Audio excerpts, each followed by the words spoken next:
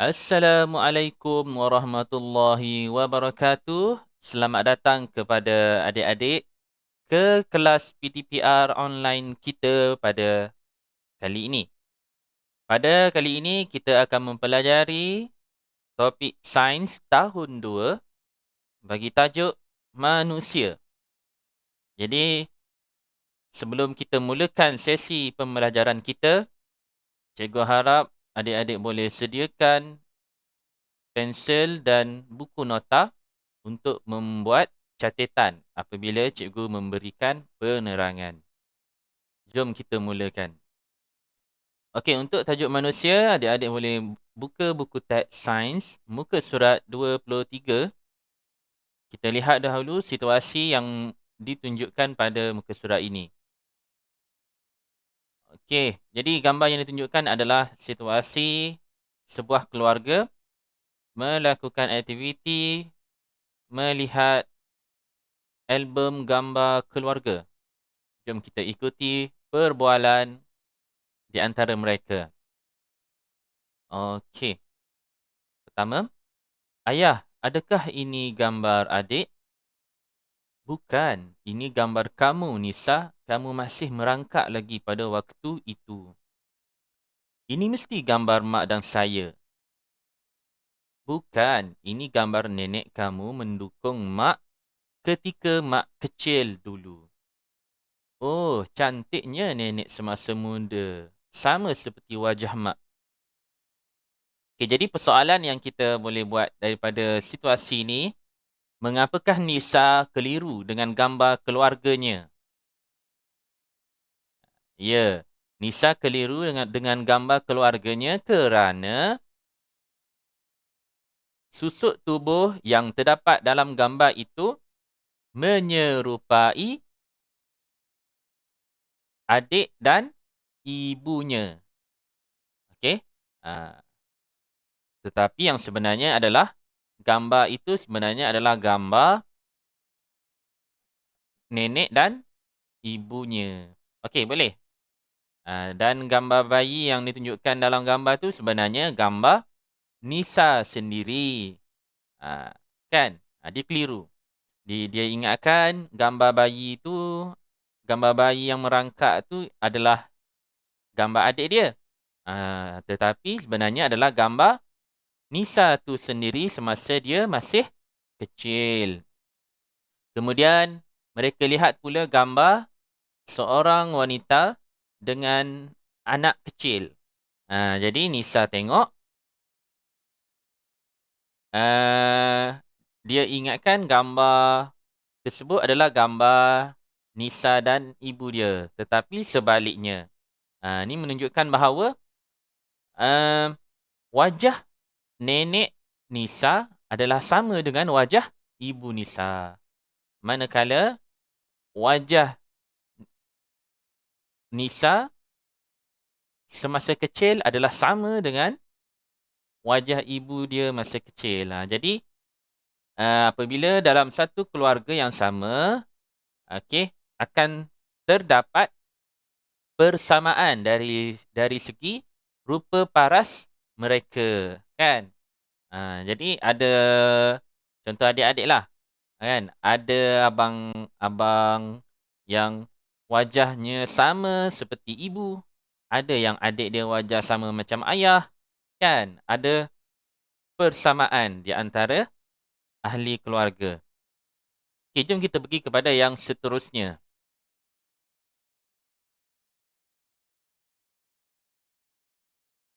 Okey, seterusnya. Okey. Jadi manusia berkeluarga dengan cara menambahkan bilangan. Okey, jadi cara manusia menambahkan bilangan adalah dengan membiak melalui cara melahirkan anak. Kita pergi kepada maksud membiak. Okey, membiak ialah cara benda hidup menambah bilangannya. Okey, boleh tengok pada bawah ni. Ya. Ini maksud membiak, kan? Membiak ialah cara benda hidup menambah bilangannya. Jadi kita lihat situasi pada gambar ni, ibu kanang baru melahirkan anak. Okey. Inilah adik kamu kanang. Kalai namanya. Comelnya Kalai. Okey, jadi ini menunjukkan bahawa keluarga ini berkembang dan bertambah bilangan ahli keluarga dengan cara ibu Kanang melahirkan adiknya. Okey. Jadi manusia membiak secara melahirkan anak. Okey, ini biasa je. Kemudian, apabila seseorang itu dilahirkan dalam sebuah keluarga, kita perhatikan gambar ini. Pada peringkat manakah kamu berada sekarang? Apakah perubahan yang dialami sejak kamu dilahirkan? Jadi, untuk adik-adik, cikgu yakin adik-adik adalah peringkat membesar kanak-kanak. Jadi, sebelum adik-adik menjadi kanak-kanak, semua orang akan bermula di peringkat bayi dahulu. Okey, bila manusia dilahirkan, seseorang itu dipanggil bayi. Bayi. Okey. Jadi peringkat bayi diikuti dengan peringkat kanak-kanak. Kemudian selepas kanak-kanak menjadi remaja. Oh, kejap cikgu nak hidupkan pointer. Lupa pula. Okey. Okey, kemudian daripada kanak-kanak menjadi remaja. Dan daripada remaja membesar menjadi dewasa. Jadi ini adalah peringkat tumbesaran manusia. Cikgu ulang sekali lagi, peringkat tumbesaran manusia bermula di peringkat bayi. Okay, jadi ini bayi. Baby lah kan. Baby, kita panggil baby kan. Daripada peringkat bayi, membesar menjadi kanak-kanak. Kemudian daripada kanak-kanak, membesar menjadi remaja. Daripada remaja, membesar menjadi orang dewasa. Menjadi dewasa. Okey. Seterusnya. Kemudian kita perhatikan pula apabila manusia mengalami tumbesaran, terdapat beberapa perubahan terhadap sifat fizikal seseorang itu. Okey, pertama sekali kita tengok situasi. Okey, sebelum dan selepas setahun. Okey, jadi tengok perbualan dia. Ayah, kenapa baju ini ketat? Wah, anak ayah sudah besar. Nanti ayah beli baju baharu untuk kamu. Okey, jadi di sini perubahan yang berlaku adalah budak lelaki ini mengalami perubahan saiz. Okey, jadi saiz budak lelaki ini bertambah atau berkurang? Ya, saiz dia bertambah kerana gambar sebelum ni menunjukkan baju yang dipakai oleh budak ini muat, kan? Boleh dipakai, muat. Kemudian selepas setahun didapati baju itu sudah ketat. Bermakna budak lelaki ini berlaku pertambahan saiz. Saiz badan dia. Saiz bertambah. Ini yang pertama. Perubahan yang pertama yang berlaku. Yang kedua, kita lihat situasi ni pula. Sebelum dan selepas setahun. Saya lebih tinggi daripada tahun lepas lah. Okey, jadi gambar sebelum ni menunjukkan ibu budak ini mengukur ketinggian dia. Selepas setahun, diukur lagi ketinggian budak lelaki ini. Selepas setahun, didapati budak lelaki ini lebih tinggi berbanding tahun lepas. Ini menunjukkan bahawa apabila manusia membesar, tinggi bertambah. Apa dia? Tinggi bertambah. Okey. Yang kedua. Yang ketiga, perubahan yang ketiga berlaku adalah, kita lihat pada gambar ini, sebelum 5.38 kilogram. Bayi ini ditimbang. Okey. Selepas setahun, bayi ini ditimbang sekali lagi. Okey. Didapati jisim bayi ini, berat bayi ini adalah 11.02 kilogram. Kita lihat nurse ni cakap, lihat berat kamu semakin bertambah. Okey. Jadi yang ketiga adalah berat bertambah. Okey. Apabila kita mengalami tumbesaran, berat bertambah. Ini yang ketiga. Jadi ada 3 perubahan yang kita alami apabila kita membesar.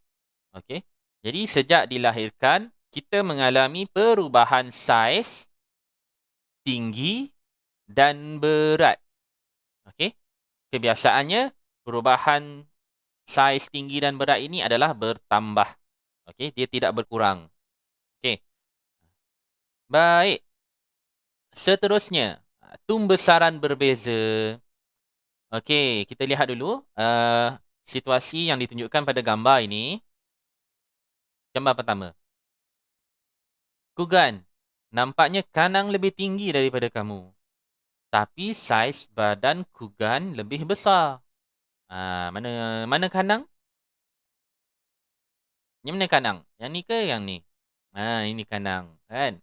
Jadi Kanang lebih tinggi berbanding Kugan. Tetapi saiz badan Kugan lebih besar berbanding Kanang. Okey, boleh? Nampak tak saiz badan Kugan ni lebih lebar kan? Tengok pinggang dia, saiz pinggang dia lebar berbanding Kugan. Tetapi Kugan lebih tinggi. Kemudian mereka membandingkan pula tapak tangan di antara 4 orang ini. Tapak tangan saya paling kecil antara kita berempat. Okey, jadi persoalan dia, mengapakah tumbesaran murid-murid kelas 2 Arif berbeza? Bagaimanakah pula dengan tumbesaran kamu berbanding dengan rakan-rakan yang lain? Okey, jadi keempat-empat orang budak ini adalah dalam satu kelas yang sama, kelas 2 Arif. Bermakna umur mereka adalah sama, tetapi mereka berbeza dari segi saiz anggota badan dan saiz tubuh badan dia. Okey, kenapa ada perbezaan di sini? Kenapa? Siapa tahu? Okey. Kerana mereka adalah individu yang berbeza. Jadi, setiap orang mempunyai kadar tumbesaran yang berbeza, kan? Ada orang yang membesar dengan cepat. Ada orang yang membesar perlahan sedikit. Okey, boleh? Kerana individu yang berbeza, kan? Ada orang yang jenis tinggi, dia lagi tinggilah. Ada orang yang memang jenis rendah, dia rendah. Walaupun umur sama, kan? Pembesaran berbeza kerana individu yang berbeza. Kita lihat pula aktiviti yang ditunjukkan pada muka surat 29. Okey, aktiviti saya uji. Mengukur saiz tapak tangan, berat dan tinggi. Alat dan bahan, pensel warna, kertas A4, pembaris dinding, alat penimbang digital. Okey, jadi alat dan bahan ini kalau tak ada, boleh ikut kreativiti sahaja, kan? Contoh alat penimbang digital. Kalau tak ada penimbang digital, boleh guna penimbang yang jenis lain pun boleh. Macam pembaris dinding ni kalau tak ada, boleh guna pita pengukur contoh ke, kan? Minta bantuan orang yang ada bersama adik-adik. Boleh. Jadi aktiviti ni aktiviti berkumpulan. Jadi untuk tempoh sekarang ni PKP, boleh buat secara individu di rumah sahaja dengan bantuan adik-beradik atau ibu bapa penjaga. Okey, langkah yang pertama, tekapkan tapak tangan kamu dengan menggunakan pensel warna. Okey, ulangi langkah 1 untuk rakan kamu. Tekap pada kertas yang berlainan. Yang ni kita tak boleh nak bandingkan saiz tapak tangan di antara rakan kelas kamu, kan? Sebabnya kita tak pergi sekolah. Jadi adik-adik buat ukuran tapak tangan sahaja. Kalau dah naik sekolah nanti boleh bandingkan dengan tapak tangan kawan. Okey. Langkah yang ketiga, timbang berat kamu dan rakan dengan menggunakan alat penimbang. Okey. Langkah keempat, ambil ukuran tinggi kamu dan rakan kamu. Jadi di sini aktiviti ni senang saja. Adik-adik ambil ukuran saiz tapak tangan, ambil ukuran berat badan adik-adik dan ambil juga ukuran tinggi adik-adik. Boleh? Dan nyatakan tarikh semasa adik-adik mengambil ukuran saiz anggota dan tubuh badan ni. Boleh? Okey, langkah yang kelima, ulangi langkah 3 hingga 4 untuk rakan kamu yang lain. Jadi yang ni tak boleh buat lah. Cuma kita boleh bandingkan di antara kawan-kawan kita melalui grup Telegram sekolah yang ada kan. Boleh bandingkan, nanti semua orang hantar ukuran saiz tapak tangan, hantar semua kan dalam grup Telegram, kita bandingkan kan. Ada yang tangan besar tapi susah nak tengok kan. Kalau tapak tangan, boleh tengok, boleh bandingkan ukuran berat dan tinggi adik-adik dengan kawan-kawan kan. Yang tu kita boleh tengok sebab itu ukuran yang ada unit ukurannya kan. Okey. Rekodkan tinggi dan berat dalam jadual seperti di bawah. Ini contoh jadual dia. Ada kolom nama, berat dan tinggi. Berat adalah dalam unit kilogram. Tinggi adalah dalam unit sentimeter, cm. Kemudian langkah ketujuh, bandingkan saiz tapak tangan, tinggi dan berat kamu dengan rakan kamu yang lain. Okey. Jadi daripada aktiviti ini persoalan dia, adakah saiz tapak tangan, tinggi dan berat kamu sama dengan rakan kamu? Sama tak? Sudah semestinya tidak sama. Kan? Kerana individu yang berbeza mempunyai kadar tumbesaran yang berbeza. Boleh? Jadi kesimpulannya untuk aktiviti ini adalah tumbesaran manusia berbeza antara individu walaupun pada usia yang sama. Okey, seterusnya kita pergi kepada subtopik pewarisan. Pewarisan. Kita lihat situasi dalam gambar ini. Kanang, rupa kamu mirip ayah kamu lah. Betulkah? Betul. Warna iris mata kamu sama seperti warna iris mata ayah kamu. Jadi di sini pewarisan ni, apa yang adik-adik boleh faham maksud pewarisan? Waris. Apa maksud pewarisan? Apa maksud pewarisan? Kita lihat pada yang seterusnya. Okey. Jadi ini adalah perbandingan di antara mata kanang dengan mata bapa kanang. Kita lihat pada iris mata di antara kanang dengan ayahnya, didapati warna mata kanang, didapati warna iris mata kanang adalah sama warna dengan iris mata ayahnya, iaitu berwarna coklat kan. Jadi kanang sebenarnya mewarisi warna iris mata bapanya. Boleh? Warna iris mata ialah satu ciri yang diwarisi daripada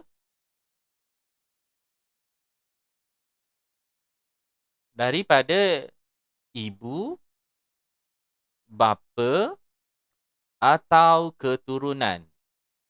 Okey. Ciri ini dikenali sebagai pewarisan. Boleh? Cikgu ulang sekali lagi.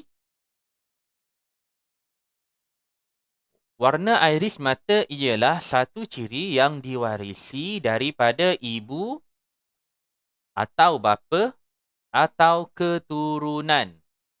Jadi ciri ini dikenali sebagai pewarisan. Jadi pewarisan ni senang cerita. Seseorang itu mempunyai rupa paras atau bahagian pada muka dia yang ada persamaan dengan ibu atau bapa atau keturunan. Nah, itu maksud pewarisan.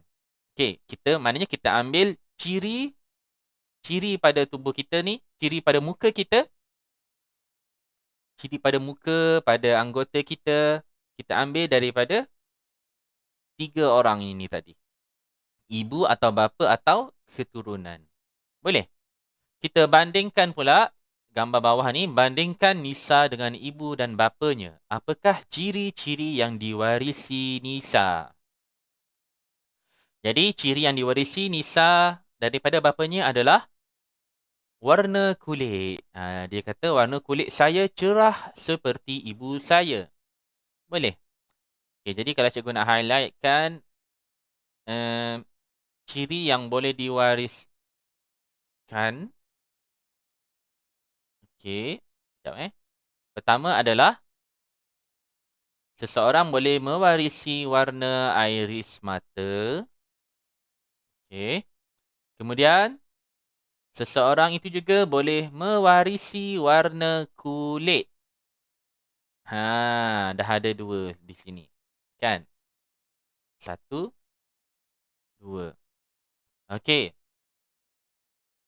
Seterusnya,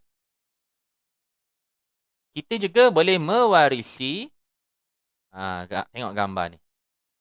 Mengapakah jenis rambut Kugan berbeza daripada rambut ibu dan ayahnya? Okey. Jadi di sini penerangan dia, jenis rambut kamu sama seperti rambut datuk kamu. Nah, jadi ini jenis rambut ini pula adalah ciri yang boleh diwarisi yang ketiga. Boleh? Yang ketiga. Macam tu. Okey. Jadi kita berbalik kepada muka surat yang sebelum tadi. Kanang mewarisi iris mata daripada bapa dia. Nisa mewarisi warna kulit daripada ibu dia. Kan? Dan Kugan pula mewarisi jenis rambut daripada datuknya. Jadi datuknya ini adalah keturunannya. Boleh? Keturunan. Boleh?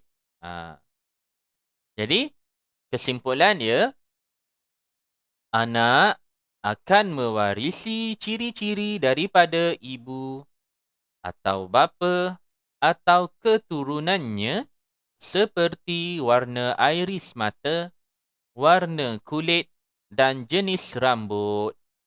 Jadi, selain daripada 3 ciri yang boleh diwarisi yang telah cikgu terangkan tadi, kita juga boleh perhatikan ciri lain seperti ketinggian seseorang itu, wajah bentuk muka dia, jenis rambut dan bentuk telinga juga boleh diwarisi. Jadi ciri-ciri yang boleh diwarisi ni sebenarnya ada banyak. Kan? Cuma yang kita highlightkan dalam pembelajaran kali ini adalah warna iris mata, warna kulit dan jenis rambut. Okey, ini aktiviti saya uji. Tajuk dia mengenal pasti ciri-ciri pewarisan keluarga saya. Okey, aktiviti individu. Boleh buat di rumah. Langkah dia, kenal pasti satu ciri yang ada pada kamu. Kedua, bandingkan ciri-ciri yang ada pada kamu dengan ahli keluarga atau keturunan kamu. Soalannya, apakah ciri-ciri keluarga yang kamu warisi?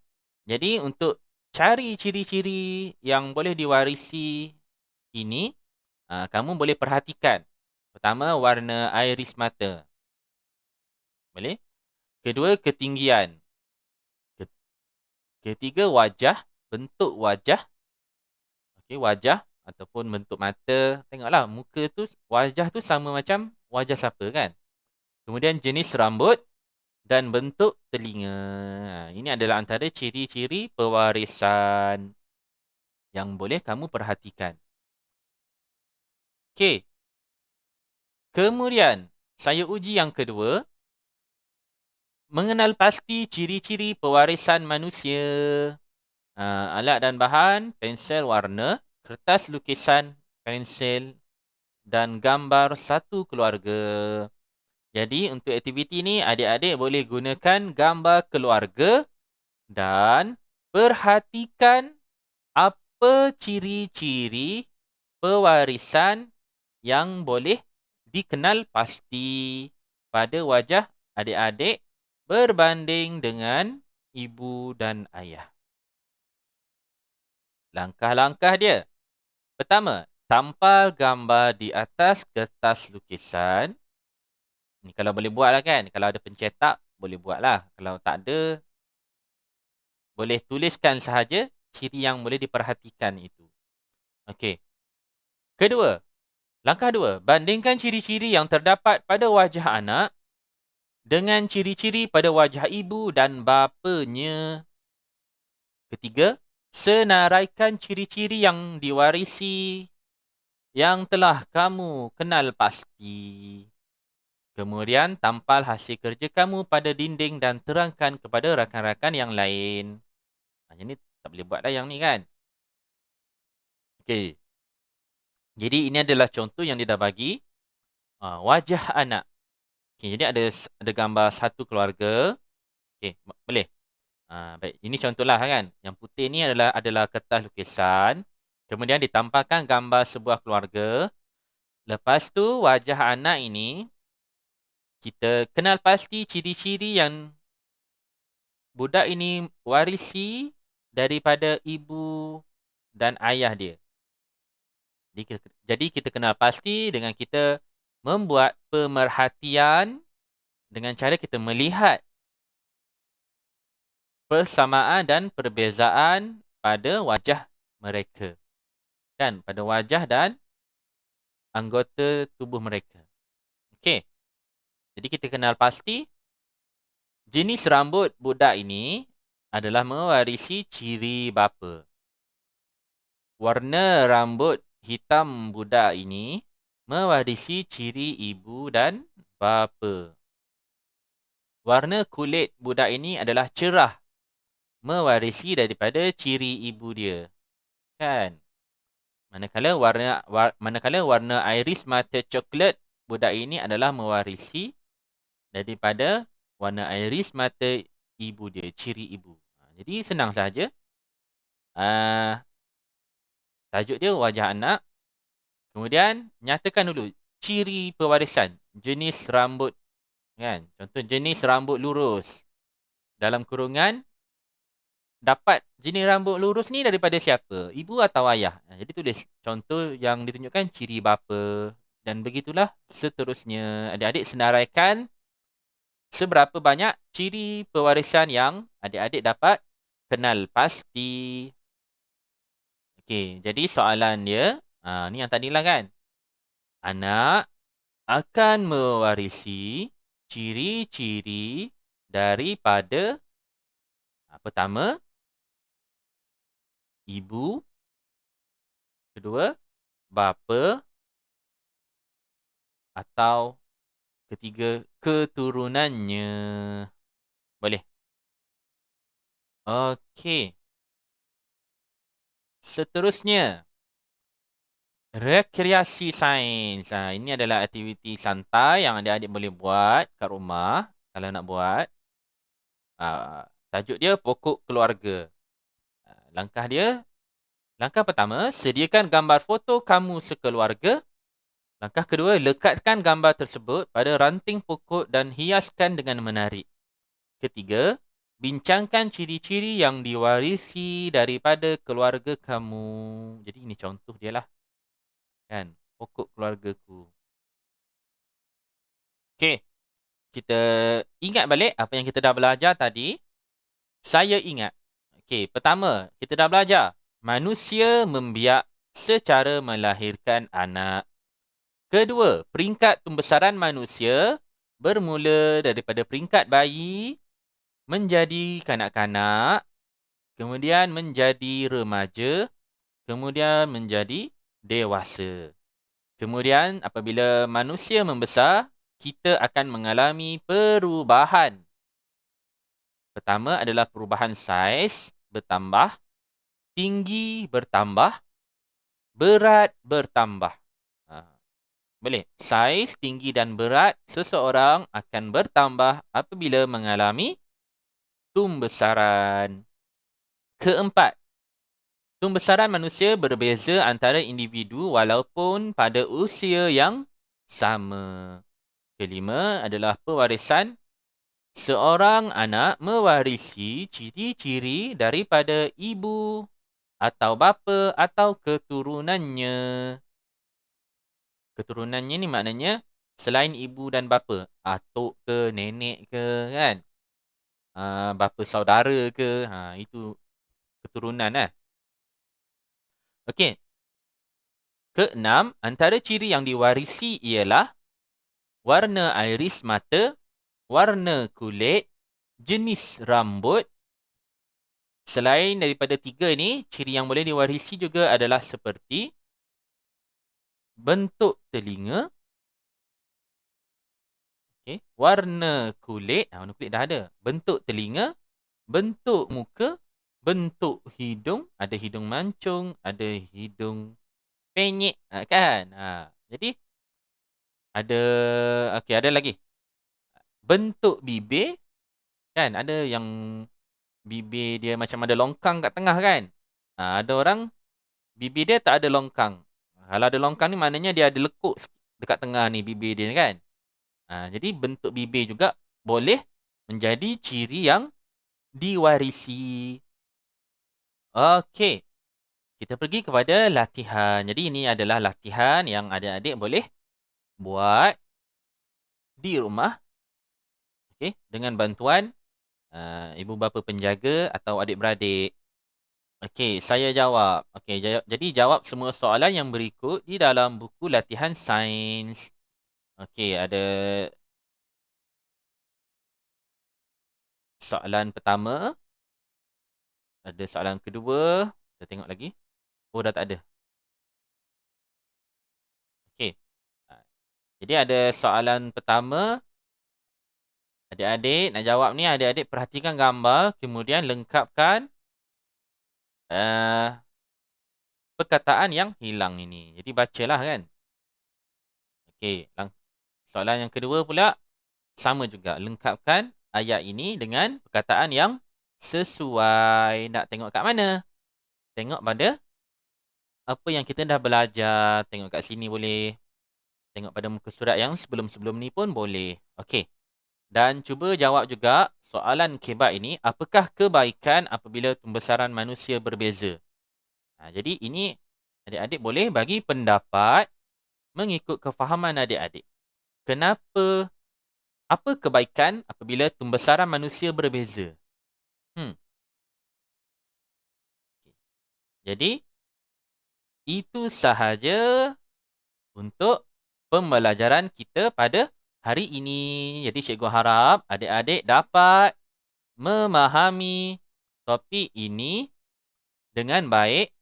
Dan sekiranya adik-adik tidak faham apa yang telah cikgu terangkan daripada kelas kita tadi, adik-adik boleh tuliskan di ruangan komen. Boleh tanya di ruangan komen. Nanti cikgu akan jawab. Okey, sebarang pertanyaan adik-adik. Jadi cikgu harap semoga adik-adik mendapat manfaat daripada sesi kelas kita pada hari ini. Jadi sebelum kita habiskan kelas kita, cikgu nak minta adik-adik untuk subscribe channel YouTube cikgu ini supaya adik-adik tidak akan terlepas kelas yang seterusnya. Jadi, cikgu sudahi dengan Assalamualaikum warahmatullahi wabarakatuh. Bye.